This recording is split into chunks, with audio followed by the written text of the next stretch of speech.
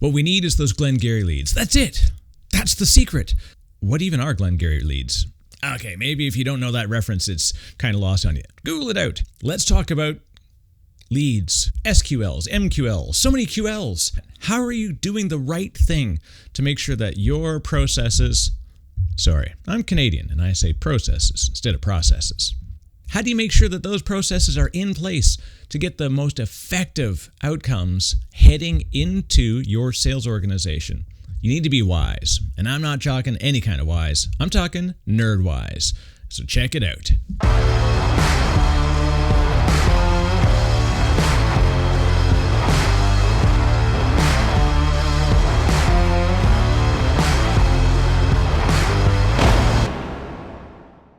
What's up, crew? You're in for a treat because today is podcast day. This is Patrick Baynes. He's the founder of Nerdwise. If you dig up Patrick's history in the industry, quite often people tag him as being an early employee at LinkedIn. We talk about it.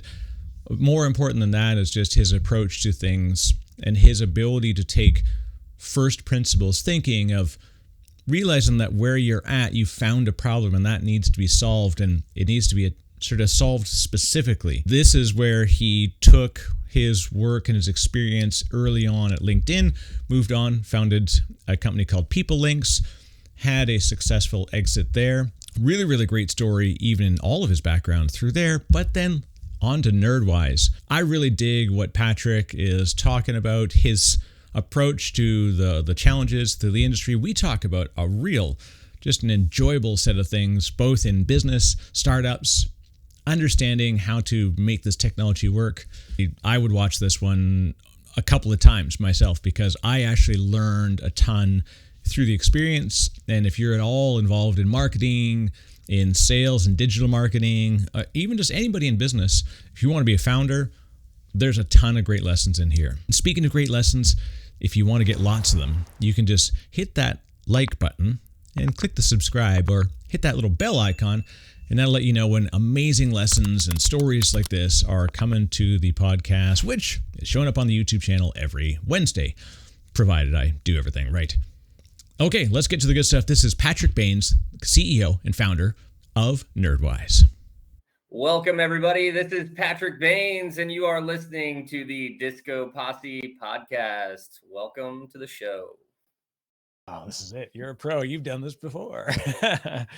So, Patrick, thank you so much. This is my start to the year is going so well because it's really, really content specific to stuff that I'm digging deep into.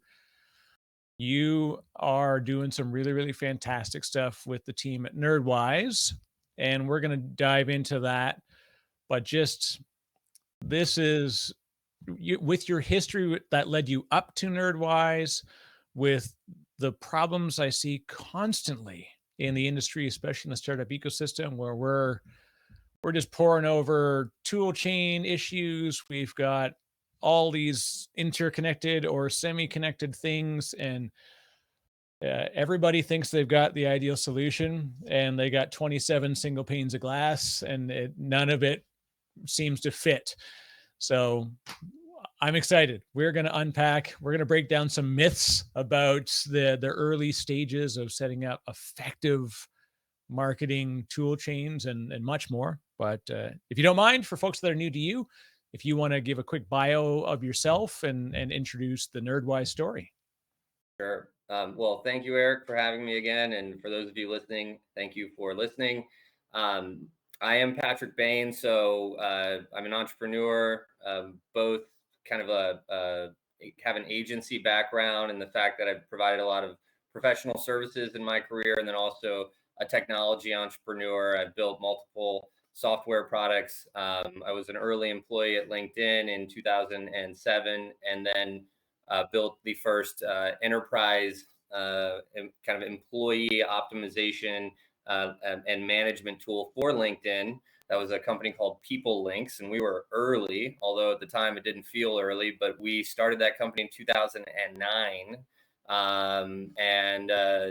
People Links was really my first run at entrepreneurship. had a good about 6 years there before we sold the company. Raised close to 10 million in venture capital, and yeah, that we started as a training organization, teaching people how to use LinkedIn. Quickly learned what type of product we wanted to build for the market, and services are a great way to get to know customers and know their pain points and what opportunities there may be. So then we built the People Links platform. That is a whole story in its own. And then, the market had changed more than I realized after People Links, in the sense that, people talk a lot about the barriers to starting a company being less and less. And of course, now you can have a TikTok account and be an entrepreneur, and it's like That's right. crazy. But when I started this business, I realized, I could do something now with my skill set. I could build a company without having to raise money.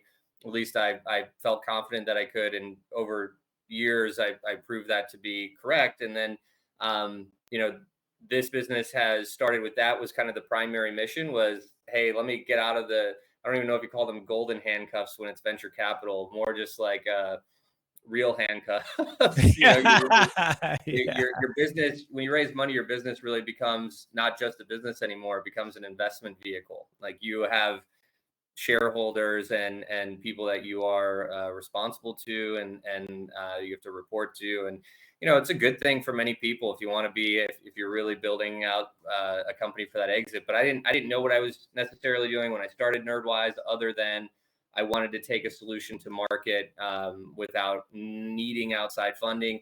We have been profitable now for 7 years. We built a leads. We work with sales teams, so we do the broader category is sales enablement, but it's really lead generation and lead scoring for sales teams based on all their different data that they have, their sales outreach, their website traffic, what may exist inside of a CRM.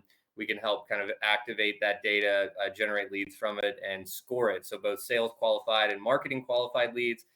And as this world has changed in the last 7 years, one of the things, in addition to just access to starting a company, whether that be like launching a quality website or finding talent, freelancers, and all these other things that are so much easier to do now than ever before.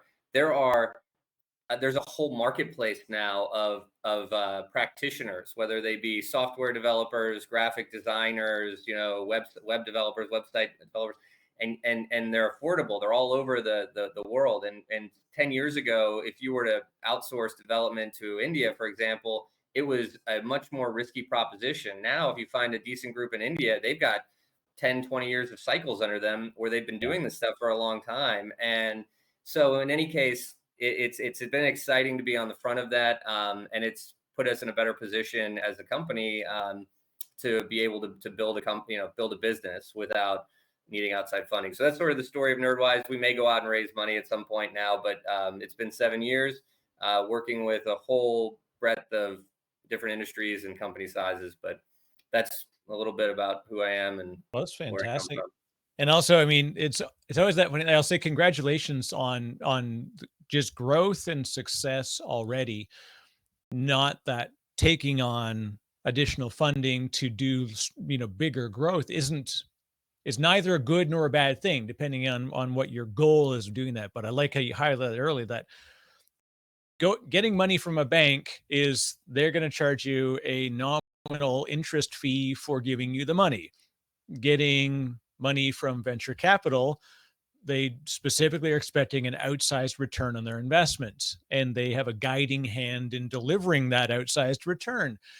There's a very different requirement and responsibility in taking venture money. So whenever somebody gets a new funding round and everybody's like, yeah, congratulations, inside my mind, I'm like, hopefully congratulations. Okay, there's some weight that comes with it. And again, there's great reasons why companies need that and people need that, but it's not free money for sure. That's changed in the last 10 years. Now there's startups to fund startups, and it's even Stripe. So we use Stripe as a payment processor. Stripe is offering Stripe Capital to its users based on their revenues, and they're my biggest investor right now. So it's unbelievable what has changed. Well, and you look at like in the last year, what's gone on with micro acquire and stuff. I've been kind of deeply watching where that was this idea of like people just posting SaaS, and it's a beautiful sort of two-sided marketplace. And I'm like, it started off as just people buying websites. And then all of a sudden they're doing an incredible amount of business by being this beautiful two-sided broker to it. It's a vastly different world. And this is moderate level investments to do it. You don't have to go in and be an accredited investor, which is there's a lot of work to do that. It's you can't just walk in, even if you suddenly win $500,000. You can't just go and become a venture capital investor. There's legal requirements to be accredited, and there's this history. It's a weird sort of whole scene. But anyways, I don't want to disparage it because it's a fantastic thing, but it's an odd world, and I Well, like you said, it's changing fast. and I'll tell you, one of the most interesting things I've seen, and this has always been there, but it is shifted completely, which is if you talk to PE firms and VCs, and except for the maybe some of the unicorn VCs and some of the bigger ones, although I think it's still true for them, um, they're hunting harder and harder for these opportunities than ever before now. It used to be that you had to find them, you had to get in, you had to get the opportunity. It still is not. There's like by no means is it easy to go raise money, but they're hiring multiple associates to go out and find these investments and compete for these investments. And the folks I talk to there, and we actually do lead gen for 3 PE firms right now, helping them get in front of established companies that are privately held, and they want to be first in line, and they've always looked, but it used to be that like again, I think the whole marketplace, the boom, all the money that's poured into startups, but now it's almost like they've got business development operations that are 10x what they were to go out and find these investments and to be the first in line. Yeah. Yeah. Well, it's funny. I used to work in a financial services firm in IT. So I became really highly attuned to the investment world. And then to come into the tech side and then get involved in startups, and now to like literally see it from inside the machine. And now like PE has changed so much. Like we've got private equity. One of the funniest transaction I saw, last year was for folks that have kids. You probably know this name is Blippy. So Blippy is a YouTube, phenomenon. He's somebody that created this personality for kids videos. And there's another one called Cocomel, and they just do like funny cartoons for kids. Well, they were picked up by a PE firm that's backed by Blackstone. And it's like they're literally buying up YouTube channels now. Yeah. Like that's I didn't have that on my bingo card for 2021 for sure. Don't get started on NFTs. Oh yeah, I'm still trying to figure out how to even approach what it is, let alone what's coming out of it. That is a wild world. Oh my God.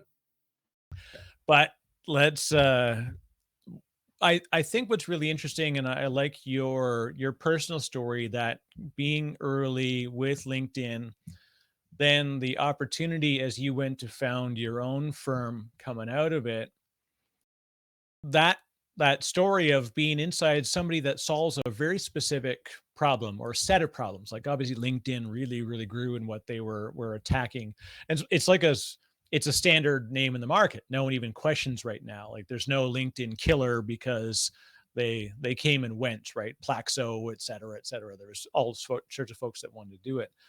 But then you had this beautiful opportunity. Now it's a beautiful marketplace, but then it itself is now the machine that needs to be fed with other ecosystems and partners. And so then coming out, you've got this inside view of like, there's still a problem to be solved. And now to have the confidence to go out and solve that, what was the thought process as you said, I think I've got something I can build?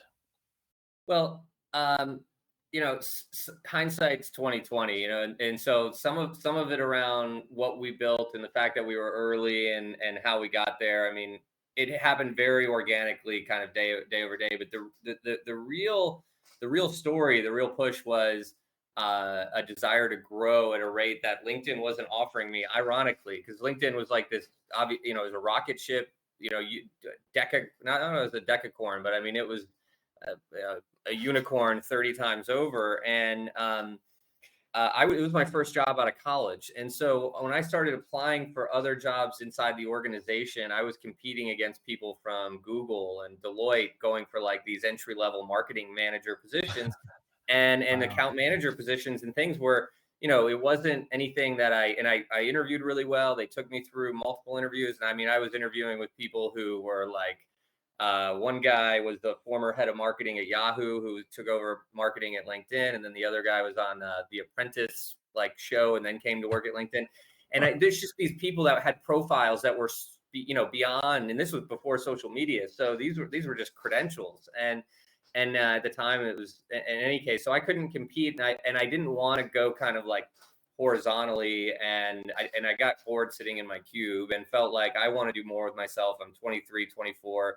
And I just knew I wanted to grow at a faster pace. So I called my uncle, who's an entrepreneur, and I told him, I think I want to leave and start my own company. And he said, well, hold on to the job for as long as you can, because that's your cash flow while you figure out what you want to do. And I tried that for about another month, and I was like, I just can't do it. I mean, I was breaking hacky sack records outside of the office 3 times a day with a buddy of mine. And it's like just fun, but not fulfilling. And so I left, and then I was very fortunate. Not a lot of people were leaving LinkedIn at that time, but another person had just left, and we got connected. And he reached out to me within a week or two and said, "Hey, I'm starting this other business." And we kind of interviewed. He hired me as a contractor to do a little bit of work. We were basically selling training on LinkedIn and companies. He had been selling LinkedIn's corporate solutions. He saw in the marketplace people just had questions that weren't part of their solution stack. And, for me, it was a low risk opportunity. I'm 24. I don't have a wife, kids, a house, a mortgage, all those things. And someone who's, in their late 30s, wife, kids, house, is like, hey, I'm starting a company, offered me a decent, paycheck. And I said, sure, there's no risk here. It aligns with what I want to do. And then 2 or 3 months later, he made me a co-founder offer. I got a piece of the business. I described it as being a shotgun seat entrepreneur, where I just got to kind of come along for the ride and learn a tremendous amount. And it paid off. I mean, 2 or 3 years later, we were, doing 7 figures, and really built a strong brand, and, attracted the right people to come work with us. And that's where I built my version 1.0 of my entrepreneur toolkit skill set. And then I left there for a similar reason. I was ready. The company was at that time starting to be, run by really senior people from the outside, and I was ready to do my own thing again. So went from shotgun seat to driver's seat, and started Nerdwise. Well, and this is so when you think of describing Nerdwise, this is always the fun part of either there's product-led startups and there's services consulting-led startups. They're never that far apart because they're generally paired up. When someone says they have a consulting startup, I say you have a consulting team. It's not a startup. It's like you may be building products. A good example I found is a company called Heptio, and I refer to them all the time as a product startup, and everybody's like, no, they're consulting. They do consulting for people building Kubernetes, but they're using their own products they're building to create a machine framework for people. That'll be the value they sell. And they did sell, and they got bought by VMware, and it was a big deal. And even when the acquisition happened, I said, watch out, this is going to be a competitive product play into this ecosystem. And everybody's like, they're a consulting team. I'm like, no one pays this much money for a consulting team. There were products, but they're consulting led. Yeah. So, and then other ones are, look at the Moz story, of course. It's like same thing, consulting, build products. All of a sudden the products are a SaaS, switch up. Now you're a product-led company.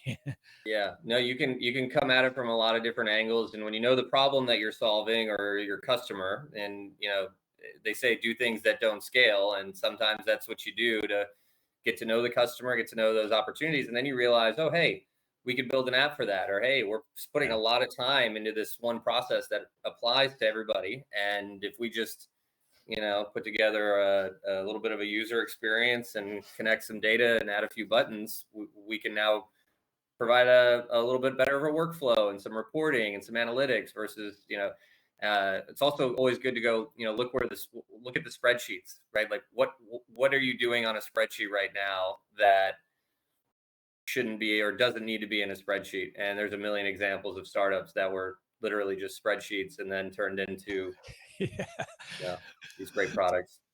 Well, I tell you, in enterprise today, I tweeted the other day. I said it's like the Scooby Doo, like removing the mask meme, and it said what's running finance today, and it's like complex AI and machine learning solutions. And you pull it off, it just says Microsoft Excel. Like it's amazing. When I worked in a finance organization, I would have these incredible people that they were quants before they were called quants, but they were doing stuff. And like in IT ops, we get calls like, hey, I need to restore this 3.5 gigabyte Excel document. You're like, well, first of all, that's terrifying because it goes beyond what Microsoft even built the bloody thing for. And then you think, what are you doing with this thing? They're like, this is our modeling software. But there was no SaaS alternative at the time. And it's amazing that that stuff still today powers a ton of people's back ends. You Tableau, you do all these things, no matter how you slice it, someone's going to just dump that down to Excel, then copy and paste it into PowerPoint to give a team presentation. And you're like, oh no, it's 2022. Why are we doing this? The future is now. Yeah. When you think of the problem, so what was the reason that Nerdwise, you knew right away that this is a thing we can build? Because this is a question I get asked all the time. Yeah. Well, gosh, even before that, I feel like you have to just sort of be committed to what you're doing and then know that you're going to screw it up and you just got to change it quickly, right? Like in whatever sense that may be, whether it be that you chose the wrong target customer or the wrong value proposition, or you're building a product and you say, hey, I think we just want to have some SaaS element of our company. Like sometimes you just have to start to then like run into the first brick wall or the first, road bump and go, oh, wait, it's not that, it's this.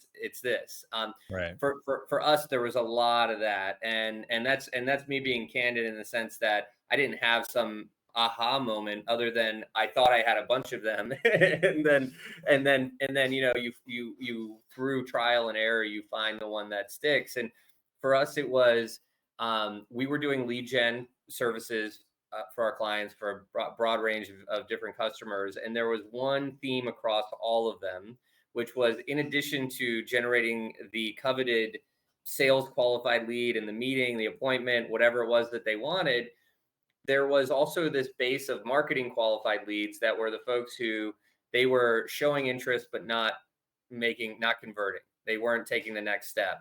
And it was, we were pushing our clients. We're saying, hey, but there's all these warmed up prospects. There's all these people that have been on your website. We can track them. We see all this data.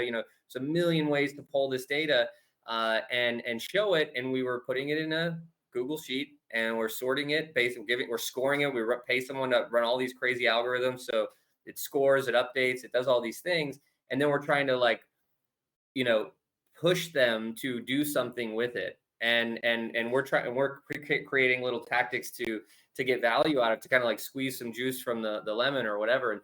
And that was the moment we said, hey, wait, this isn't the problem here, is that nobody wants to work from the spreadsheet. This doesn't say I'm a lead. It says like I'm data and so people weren't logging into it. They weren't using it. And so we after some trial and error realized, and by the way, setting up those spreadsheets was a pain in the ass. Like it was, we weren't even, I mean, I think we weren't smart enough to do it. I have the instructions still on our blog to teach other people how to do it, but it was like 30 steps and something breaks and there's, algorithms and things in there.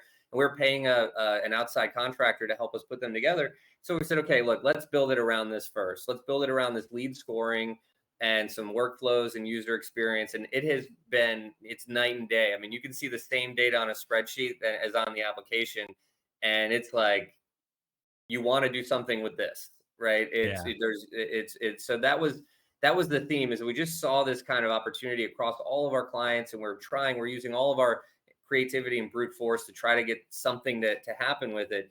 And then it was like, we're fighting this with the wrong tool. Like we need to go from square one and build something that has a better workflow. That was, that was the beginning of, we went from not just lead gen and services to a lead scoring application. And then we're continuing to build more around that to help reactivate those leads and identify them, and, have kind of a big brain that can take all your data and so we're iterating on it, but it took a while to figure that out.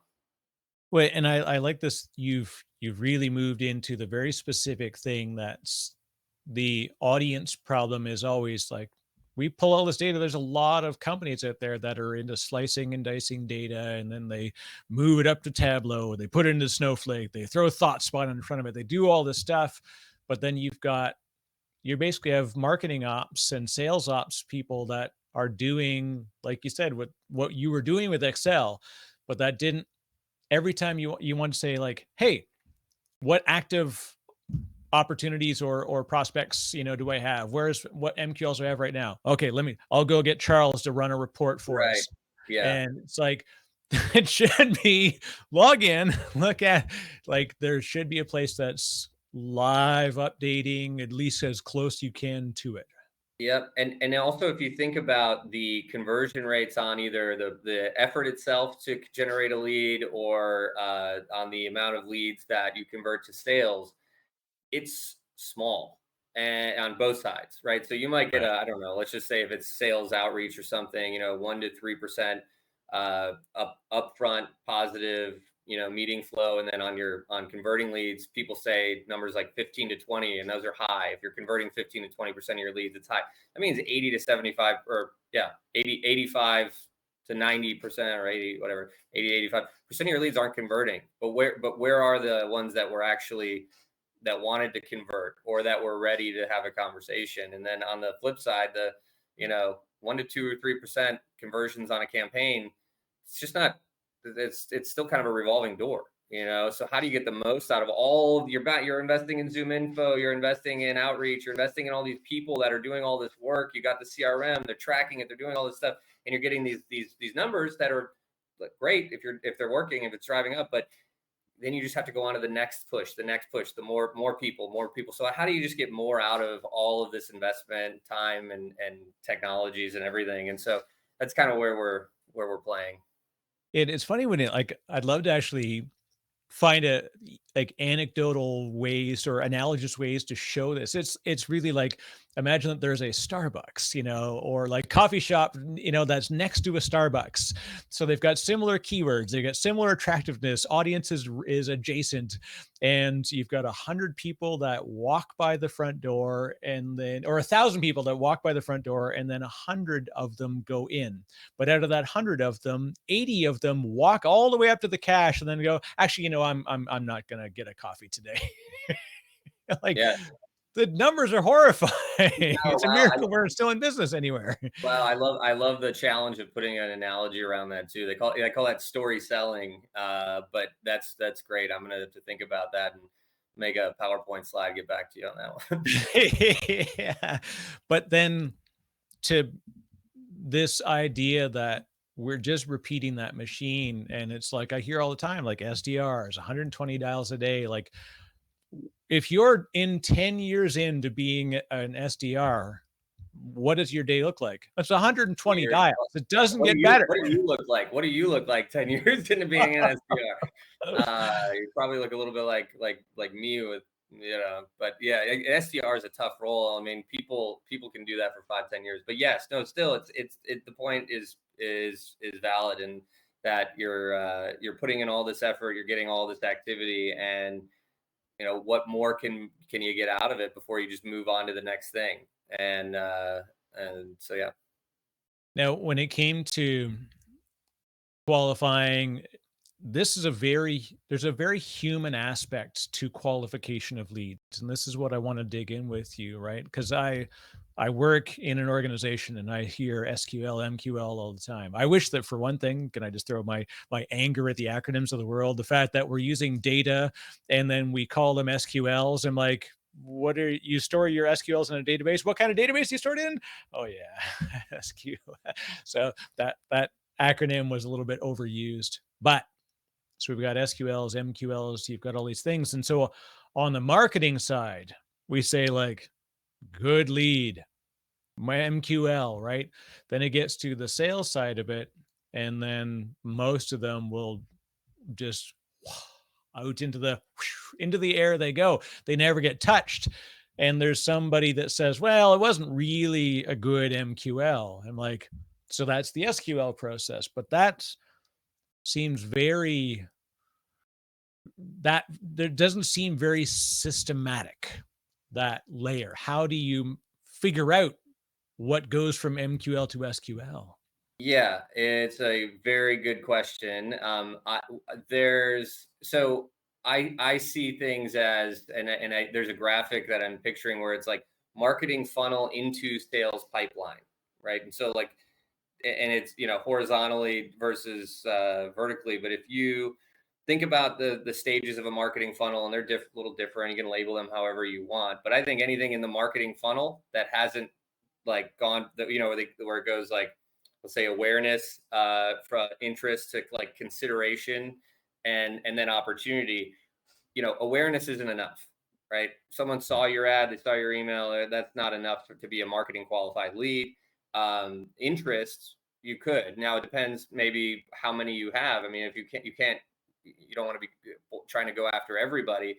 But if they go to the point of like where you think they're showing some interest to real consideration, and consideration may mean how much time on site, how many times did they visit your site, how much did they go back to an email of yours more than once, right? You're now in the consideration stage. So that's where I would say is a true, if you're gonna say to your sales team that these are marketing qualified leads, they better not be just like reading your email or saw an ad and clicked on some link bait. They should be somewhere further down that marketing funnel. Now, a sales qualified lead, from my perspective, has to be in the sales pipeline. And that means that they took a meeting. If they've taken a meeting, they said yes to a meeting and maybe didn't show, or they signed up for a demo, or requested information, or something that is now, and maybe not requested information, but something that has actually said, yes, I would like to meet with you. And they've gone into a sales pipeline, like a CRM, they've been assigned to somebody, anything along those lines. That's a sales qualified lead, because that's somebody that stepped on the showroom floor and said, I want to take this thing for a test drive. Yeah. And that's the distinction that I would make. Now, when it comes to your team going in, and obviously every organization they've got their preferences of platform, or they've got they got onto AppSumo and there's a really sweet deal, and so like there's always like a bunch of reasons why we choose any particular product. What's your approach in when you go to an organization and say we're going to help you out? Like, how much is their products fit into your process? How much of it is you kind of have to, like, I would suggest you go towards this other product because it may do you better. I'm curious what that flow looks like. Yeah, it's interesting because we have two parts of our solution: a prospecting system, and that's a system that requires not just technology, but it requires a true plan. Then you've got to have some data and some resources that aren't necessarily even technology. Like, you do need access to prospect lists, for example, or you've got to have something like that going on, or you need it to do your prospecting. Then you do need automation solutions, and then you do need some resources and things around enablement. But the way that we've approached it is that we believe that we've selected what are the best in class, best of breed solutions for a turnkey prospecting system. Meaning, if you don't have anything, or if you have something that's maybe not performing that well, or whatever the case may be, that, hey, don't worry about it. Let's not go in and try to like tweak a broken engine, just like compare, let's go apples to apples. You can either run what you ran or compare us to what your past performance.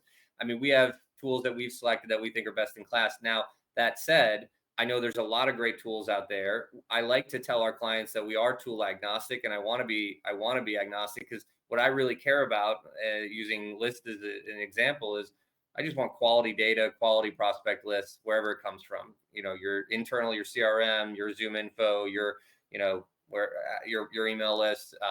However, as long as it's high quality. If it's a outreach tool, what I care about is deliverability. Is the tool getting the right open rates, response rates, engagement rates? So it's really got to be performance based. Now, as an entrepreneur and from a long-term perspective, I would like us to be able to have and now I was talking about the prospecting system from a SaaS perspective. I would like us to have an ecosystem that, like our platform, you can export your data from Salesforce or from Outreach, and you can upload it into the lead scoring thing, and we'll score it and we'll do all that stuff. But we haven't built integrations with every platform yet. And so on the system side, we have to come ready with everything that's necessary that we know is no to low risk in terms of how it's going to play out for our clients, because nobody likes spinning their wheels and spending money and not getting returns. So we have a suite of things that come included with our plan. Now, on the lead scoring application, I would love for that to be part of, and we are in a couple different, we have integration partners. We're in a couple different, like, I don't know if you call them app marketplaces for different tools, but that's something I want to build out and have it so you can turn on lead scoring for, your Marketo account in a really turnkey way, and then have those marketing, not just lead scoring, but then the workflow and the enablement around it and all of that. So it's kind of, we have it. We want to be tool agnostic. I love discovering new tools through our clients and finding out that, hey, they're using something they really like and it seems to be working. Like, I'm, got my antenna up. And then from a platform perspective, it's just about roadmap and prioritization and what we can do first. And selfishly, the things that are on the roadmap, I'm focused more on our existing customers than acquisition. Like, what's the next thing that my customers are going to get the most value out of? And then when we, if we want to hit the gas and do some things from a marketing perspective, try to build that out. But yeah. Well, it's funny that you say that, this idea of like going to a customer and then finding out what tools are out in the ecosystem. Like there's lots of, on my nerd crew, we always had, it was if this, then that, right? It was the first one that was like doing all your goofy home automation. Then I started using it for some enterprise automation, which was kind of neat. And then I got turned on to Zapier, and I was like, okay, this obviously solves a bit of problem. And I had a couple of different folks on the podcast, and they both were like, yeah, we really work deeply with Integromat. I'm like, never heard of Integromat. Then I find that this is massive enterprise ecosystem wrapped around Integromat. I'm like, you don't know what you don't know. That these are huge platforms that I had never seen. And now that I get exposed to them, like, ooh, okay, now where's the interplay and the interoperability opportunity, which is kind of wild. But that's tough as an entrepreneur, especially. You've got to be sort of ruthlessly pragmatic on how much you invest in partner integrations, because now you're beholden to their mobily, changing API and integration platforms. Like, I use Go High Level for something, and all of a sudden Zapier they're like, we're building our own thing, so we're not doing a Zapier thing anymore. I'm like, oh no. Yeah. I've learned that lesson the hard way, and the best advice there is, if you're gonna build it, get close with the partner in one way or another.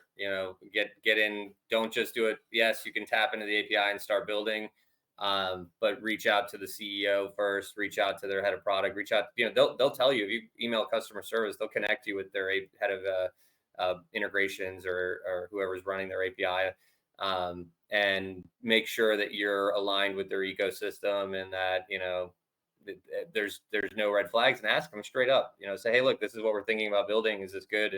And because it may be that they say, ooh, that's actually something kind of where we want to build, or we're looking for partners more in this area. Yeah. So you can get the plug pulled pretty quick on you if you don't build a close relationship and truly treat it like it's a partnership.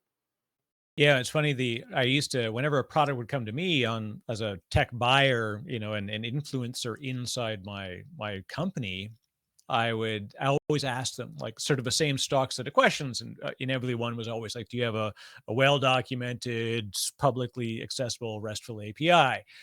Like, I have no plans of consuming your product through a RESTful API, but what it tells me is that you are invested in external integration, which means that my other software could more easily potentially be linked in with this or put together with this. So it was to this degree of like, yeah, phoning the customer rep and saying like, I worked with one company and they're like, we've got a C# SDK. I'm like, I'm out. I'm out because I'll never write a C# integration, to map my data to your tool. So I'm going to have to look elsewhere, which is kind of, it was an interesting lesson in thinking about future proofing my investment. And I think that's where the partnership ecosystem is pretty heavy in needing that. Yeah. Yeah. And even if you've built the relationship, even if the ecosystem changes, they'll be nicer to you. Yeah. And give you some time, some heads up, some access, some, hey, we're rolling this out, but you got 90 days to adapt or whatever it may be. So you gotta build that relationship. And like I said, I've learned that one the hard way. So. Yeah, when it becomes a point, like you said, where it could be that they're suddenly going like, we're about to introduce a similar service to what you've got. I used to always love it. It's like when you watch Amazon, at the AWS reInvent, and on day one, it's always like these big keynotes and like where big handshake. It's like that when the charity hands you the giant check, you're like, we're super proud of our integration. Here's an amazing customer story. And I'm like, wait for it. Day two keynote is Amazon announcing that they just launched this exact service that does what the day one keynote does. And you're like, oh no, yeah, that's tough news. That wasn't the way you wanted to find out. Yeah. Now, when it came to, product management and understanding the consultative experience, how do you weigh where you have to like, is this a solution needed? And then productizing it, what comes first in the chicken and egg of that scenario? Well, I think at some point you have to have those like concentric circles that are what's important in the middle, what are you really building in the middle, and then what do you think goes around it?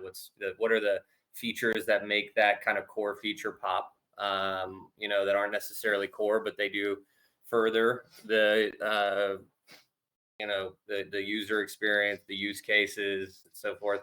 And so I think that's part of it. And like you have to have that core thing and do it well. People always say be great at that one thing. So I feel like that's key for us. We're really focused on productivity, and the lead scoring feature is one of those things. And then it's like, okay, if we can be really great at lead scoring, that will drive massive productivity. And then what are those features that are going to actually take those scored leads and make people more productive? Like, what are the things that they need to take action? What are those workflows? And so you need some of that, I think, is just, call your true north, but the one thing you want to be good at, and then what do you build around that to support it? And then, you can become big. It may be, hey, we've got this, and I mean, I can use all the other companies as examples, but if you can win that one thing, you kind of get the right to start to expand your, Right. your use cases and your, what customers you serve and how you want to go from there. But you gotta get that foothold. And if you don't have that priority, you're going to be spread too thin. In many ways, in all the ways. Yeah, no, is that and monetarily, and it's the biggest punishment for that stuff, right? Is just the capital investment to stand up a new system or service, and then find that it's not going to be generating revenue, and you're like, oh boy, that's a tough one. Now, here's the interesting thing.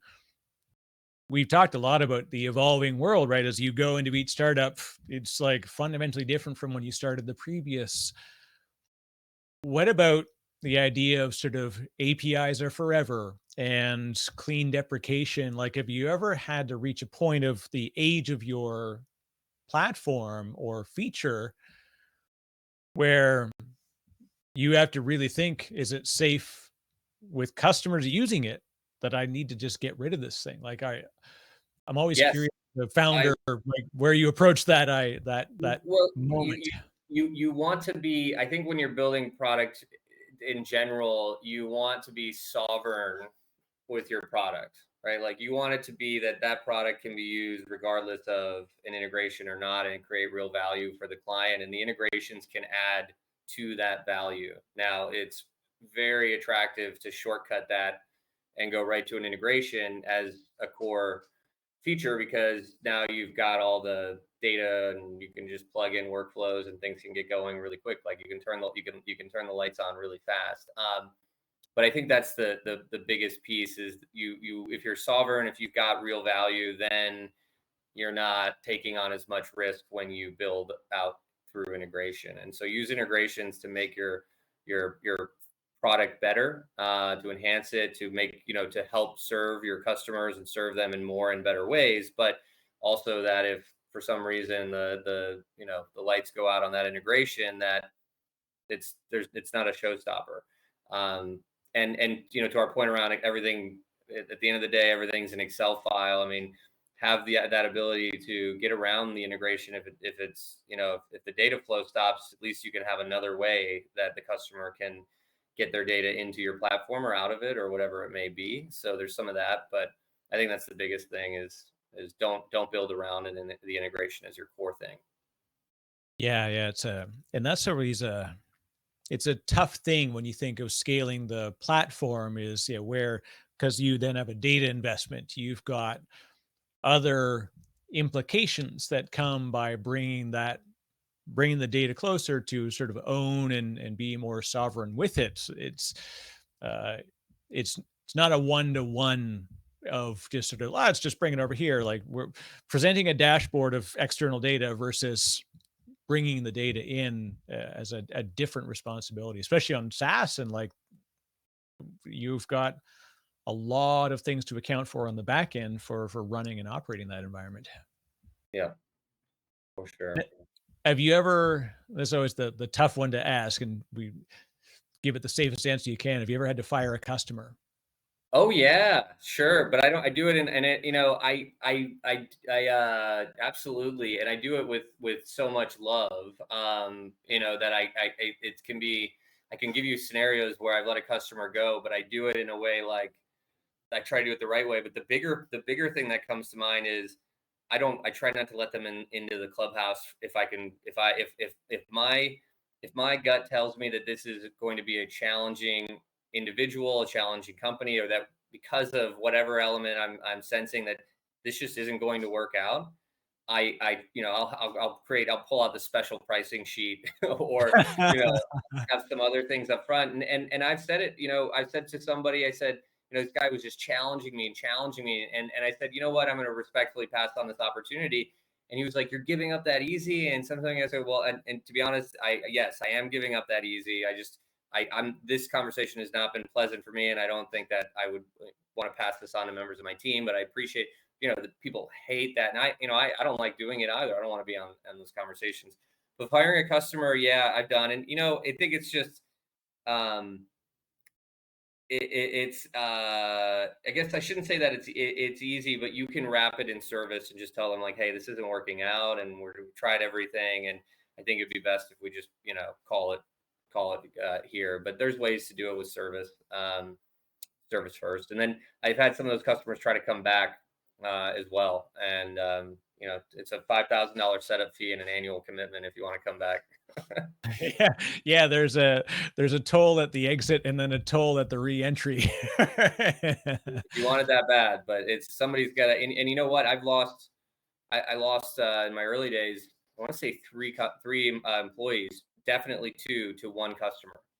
And the customer was so important to us that we were like, you literally year 2 or year 3, and they were only like $3,000 or $4,000 a month, but it was a big customer for us. And meaningful revenues at that time. And I would just assign, hire somebody just on that one account, like, 10 hours a week, whatever it was, working on their service, working with the admin. And it was it was an absolute shit show. So, but yeah, it took losing the second team member before I realized probably not worth it.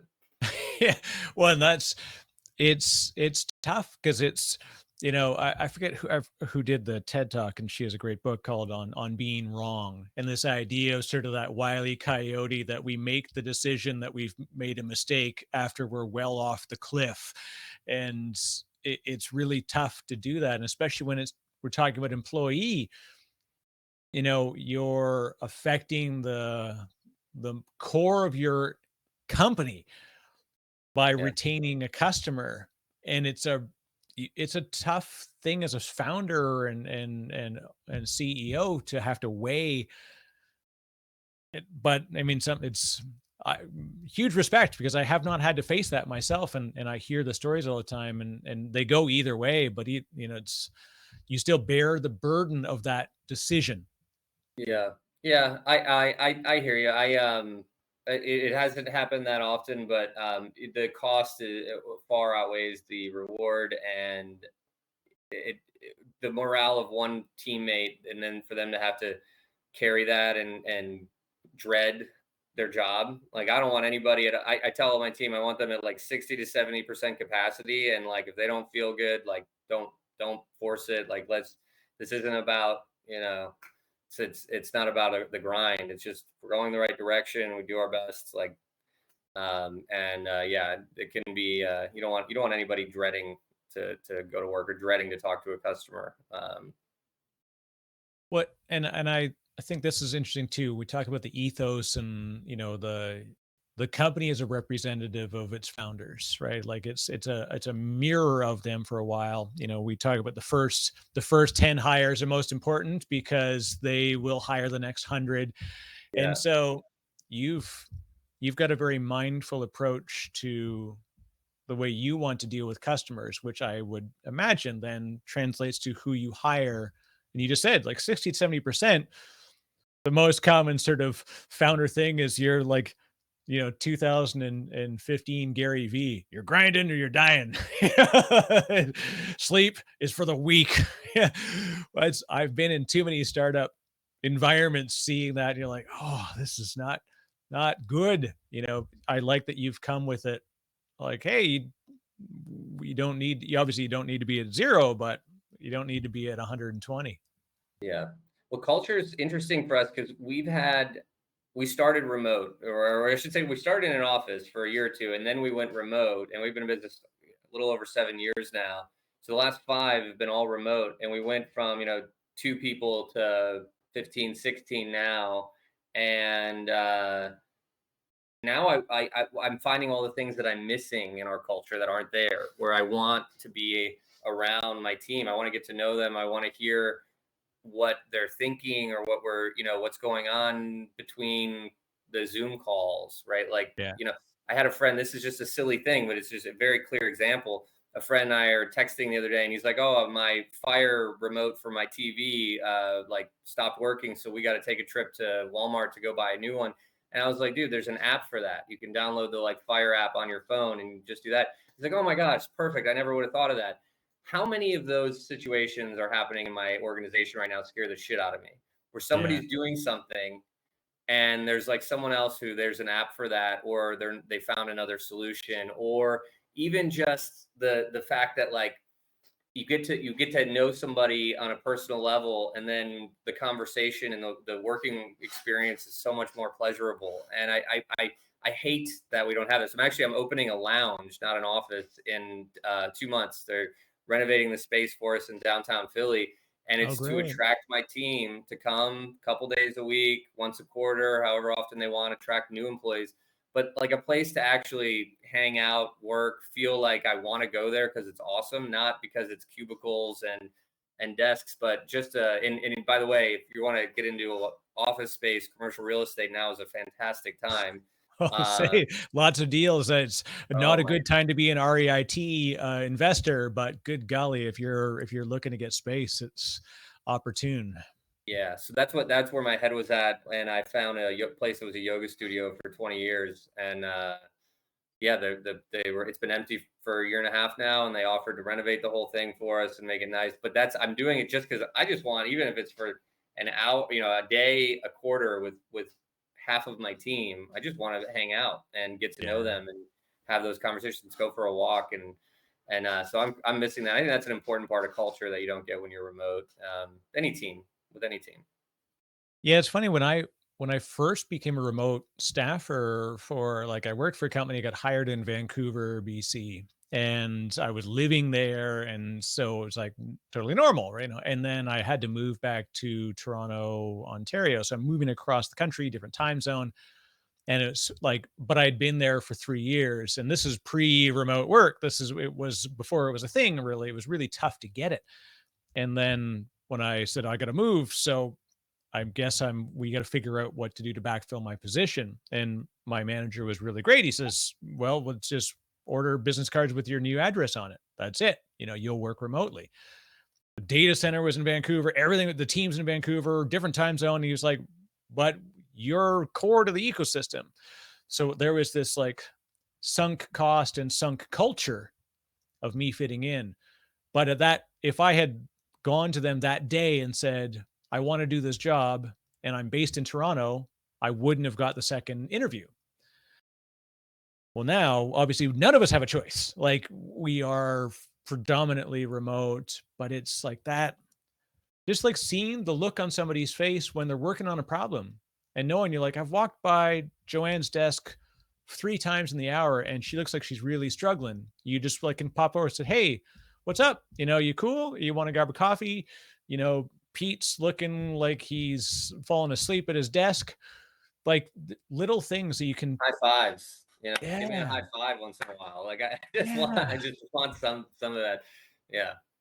Just some kind of like that real water cooler, as they'd call it, interaction. And yeah, I miss it. I miss it, That's that's how I made, they're some of my best friends came through work, and that's an important source of socializing and meeting people and creating connections, and so yeah, I'm excited to get back to that for sure.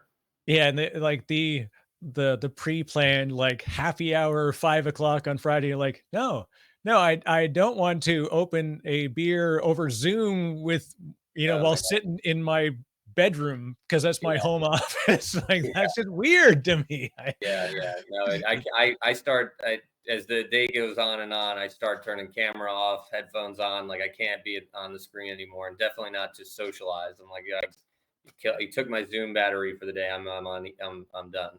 Yeah, well, it's funny. I'd actually enjoy seeing more studies on this stuff, like because it is cognitively tiring to be staring at Zoom. Like if you're in a meeting room and there's 12 people, you're consciously aware of how you're sitting, but you can sort of swing around. It's not a big deal, and you'll relax. And like sometimes, like I goof around, I play with cards. You can check your phone here and there.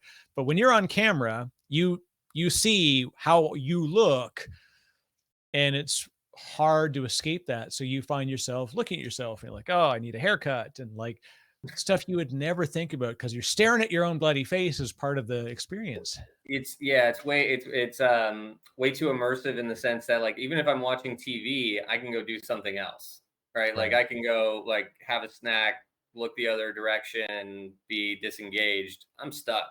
Here we're stuck, and then you do this 6 hours a day, 5 hours a day. I mean, whew, good Yeah, time. like you feel guilty if like I shut my camera off to reach around to like grab something off my shelf because if somebody sees me looking away from the camera, it's as if I'm not paying attention. Like turning the camera off isn't not paying attention, but it's like it's just yeah, it's a weird experience for sure.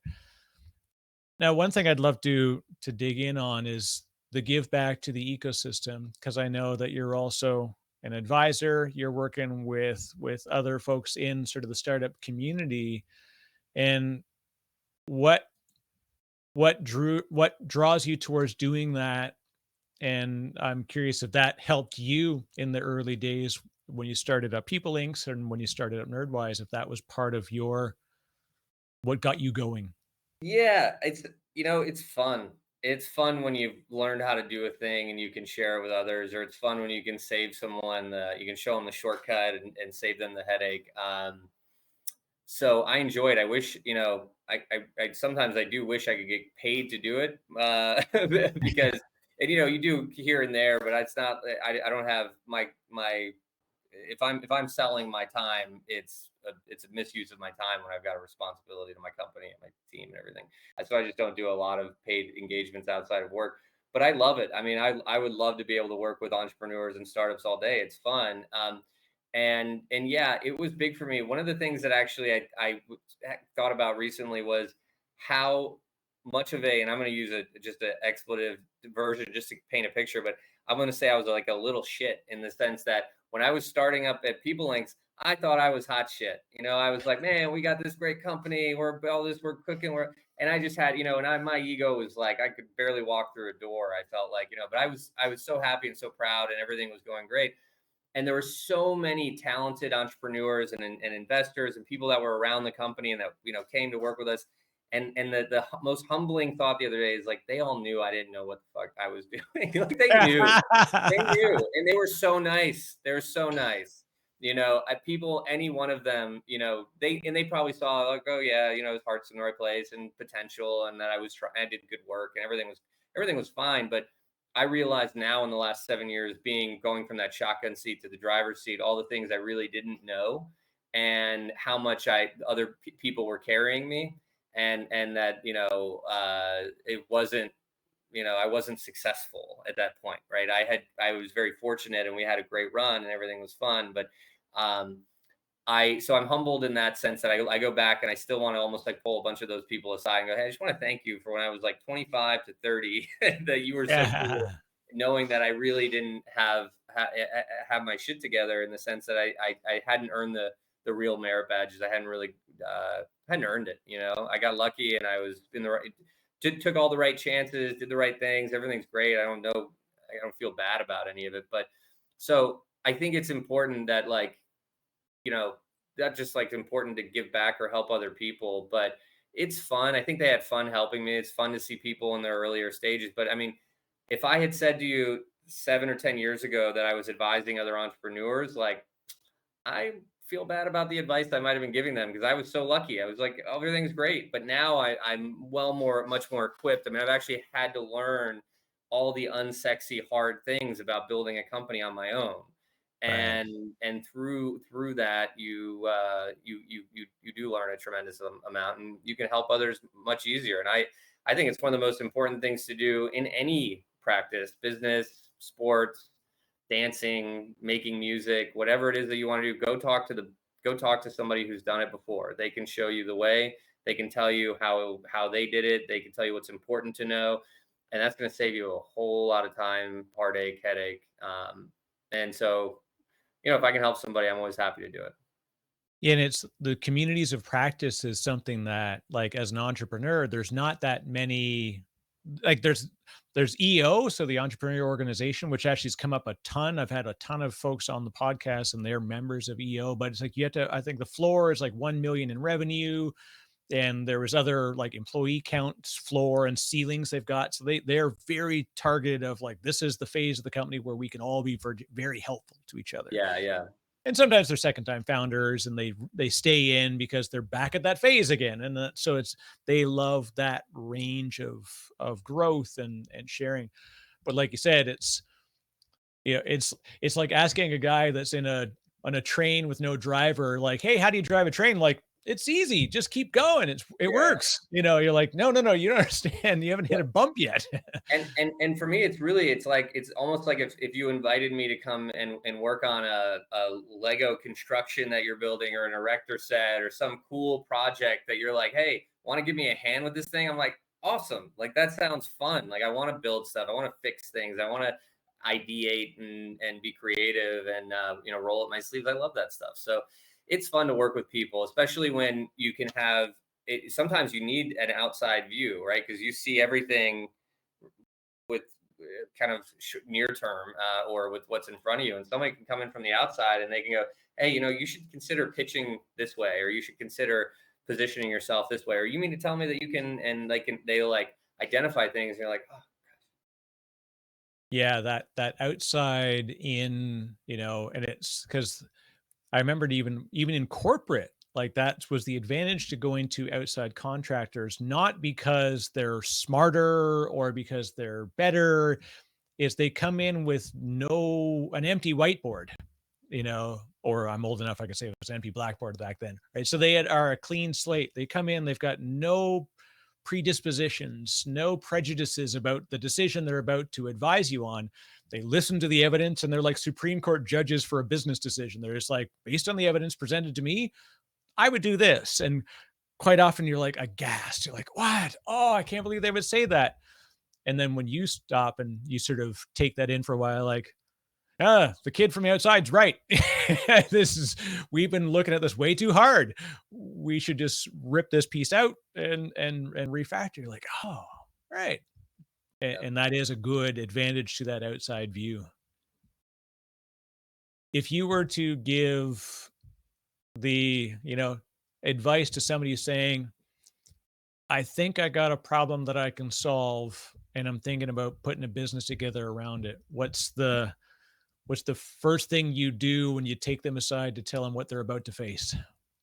You could attack it from so many angles, but the best thing I would maybe think to say is just get started. And when you get started, pick a vessel brand, which is a term I learned, where it could be anything. So don't, if you're going to build a new headlight, don't call it, like, you think you're going to build the greatest headlight for cars. Like, maybe don't call it headlight, because maybe eventually it's tail lights, right? Maybe it's interior lights. Maybe you find out that it's like some water resistant technology that applies to planes, and the lights are called something completely different.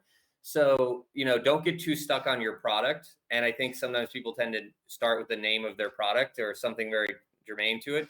And so I'd say start with a vessel brand where you've got flexibility to move about, and then plan for those learnings, like, hey, this is my number one hypothesis of what I'm going to do, and then if that doesn't work, maybe then it'll mean I can do this, or start to have some of that mapped out. But I would say just start learning, and again, the barriers to getting started are lesser than ever before, so you can get a cute vessel brand of some kind. Go to brandbucket.com and play around and see some fun names and get some ideas, and go buy some other more generic version of it.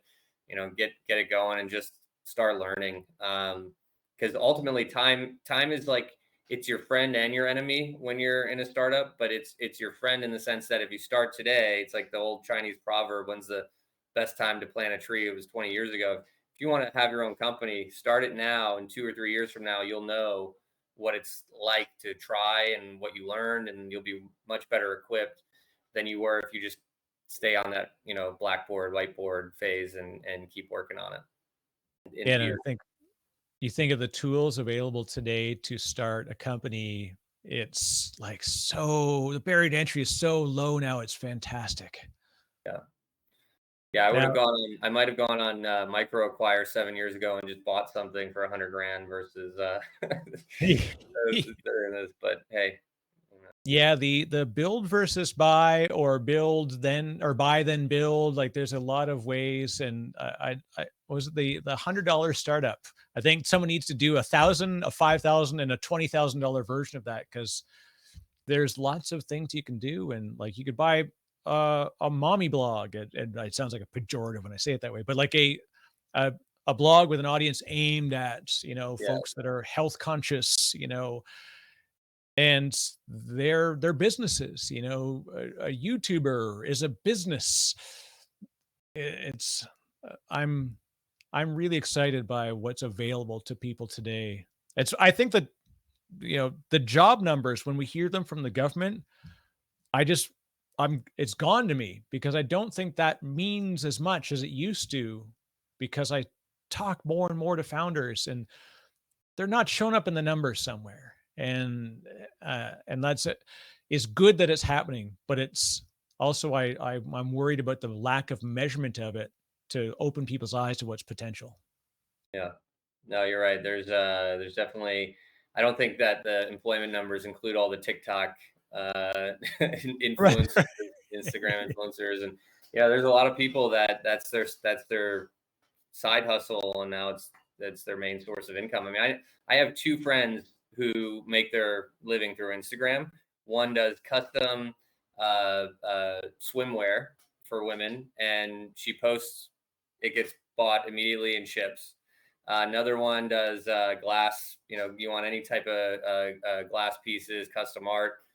He'll make something, post it, sell it. It's just another guy just actually three. Another one does makes jewelry, same thing. It's It's just amazing. crazy, and it's just Instagram. They never got a website. They're not e-commerce companies. They're not, it's nothing sophisticated. It's just you make something great, someone wears it, posts it, tags it, shares it. It's amazing. It's amazing. Well, and I tell you, this has been fantastic, and thanks for spending the time today, Patrick. For folks that do want to get in, and I tell you they should. So nerdwise.com, of course, is the main spot to go. Your testimonials tell the strong story. This is something that's really, really good, and I love that feedback loop that you're able to bring. And like I see it all the time, the gap between leads coming in and lead generation and successful sales organizations executing on it. It's a chasm that people don't realize can be crossed. And so I hope to generate some business for you myself with a few of the folks that I advise, and I highly recommend people do go check it out. And your videos are great as well. It's really good. I saw a couple of your previous interviews as well, and I like that you're very open book on your previous experiences.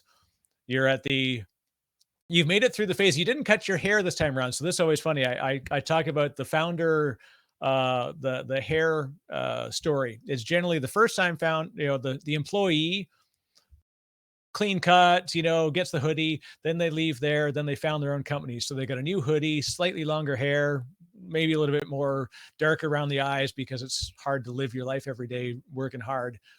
Then they successful exit, hair grows. They are now a angel investor. Then the next founding, they tend to cut the hair again. So I like that you've held on and stayed long hair all the way through. Yeah, appreciate it. I can still remember we used to work in legal and financial services. The first time I had the guts to wear jeans and like boat shoes and, tuck in a button down. And I mean, that was edgy. And it was like, you could just tell people were like, who's this? And it was like, but the world's changed so much. And yeah, I appreciate the opportunity, Eric. It's been nice chatting with you. Yeah, it's been a lot of fun. Excellent. And also, if people want to connect in other ways, what's the best way if they wanted to reach out and get in contact with you, Patrick? LinkedIn is good. Add me on LinkedIn. Comment that it came through here. Otherwise, I probably will ignore it because there's so, you get all the stuff. But if you say, hey, I enjoyed the show, or you just want to shoot me an email, please have at it. Awesome. Yeah, I want to go and get an explainer video done to send to people telling them why they shouldn't ask me about selling explainer videos to me, because it's driving me nuts. I get about 4 of them a week. It's God bless them. I guess that's a big ecosystem nowadays, but the amount of overuse of LinkedIn as a new outreach mechanism. I mean, it's natural, but it's hard to get the wheat from the chaff, so to speak. So, but all right, great. Patrick, thank you very much. It's been a real pleasure. Thanks, Eric.